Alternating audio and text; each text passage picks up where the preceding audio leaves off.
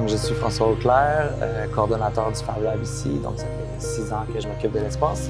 Là, on travaille sur un peu le développement du vêtement 2054 dans le cadre de la journée du 25 mars qui s'arrête un peu sur le futur de l'industrie du textile en Fab Lab.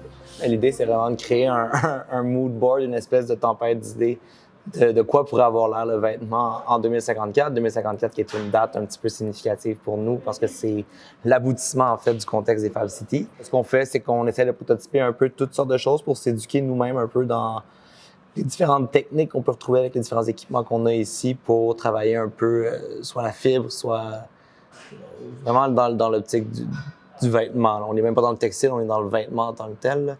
Donc ça aussi, c'est ça, c'est des défis parce qu'on connaît bien les affaires. Puis là, il faut les intégrer à un domaine que, en tout cas, moi, je ne connais pas tant que ça.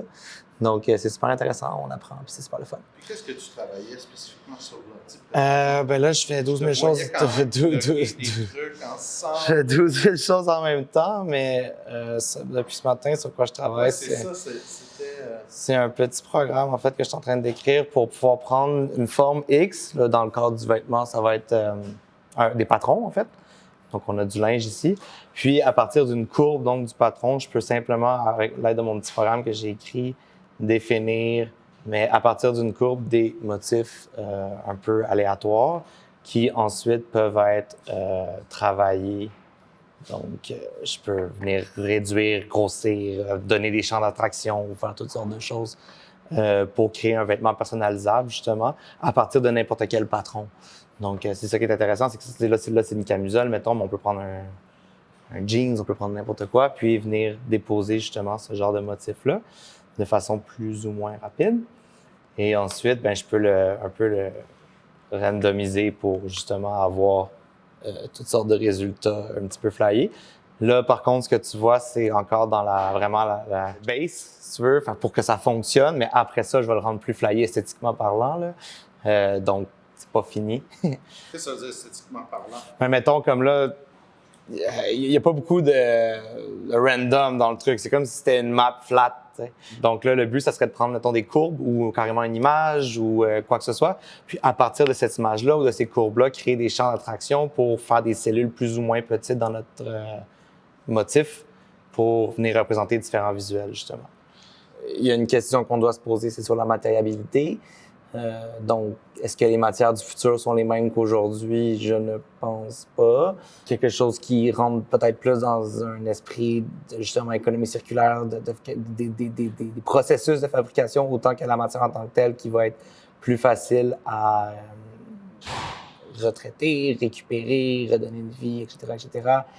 Donc, on le sait, là, l'industrie du textile, c'est des gros défis. Puis là, on est en train d'explorer. On est vraiment dans l'exploration. Là, on imprime des morceaux de linge en 3D, là, en plastique. Là, c'est pas nécessairement le futur qu'on veut non plus. Mais c'est d'explorer, puis c'est d'ouvrir nos portes, puis de vraiment comme... C'est ça, ouvrir nos portes, puis comprendre un peu vers où on peut aller.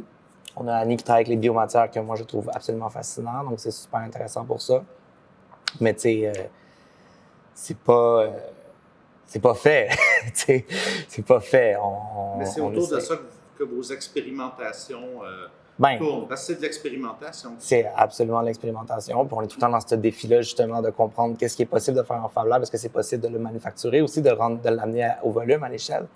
C'est des défis qui sont souvent frustrants, mais en même temps super intéressants parce que, justement, on veut proposer un espace qui donne libre cours à la communauté, au plus grand nombre, en fait, sur un peu l'usage des technologies pour justement se responsabiliser par rapport au monde de la fabrication, que ce soit au textile, que ce soit peu importe. Mais quand on veut scaler, ça devient toujours difficile, ça devient comme une espèce de barrière. Fait que la question qu'il faut se poser des fois, c'est est-ce que c'est juste qu'on doit arrêter de construire? Là, ça met ma job complètement en péril, tu sais, parce que peut-être que le monde de l'objet, finalement, c'est fini. Peut-être qu'on va être 1 million en 2054, puis que là, la fourrure, ça va être l'idéal, tu sais.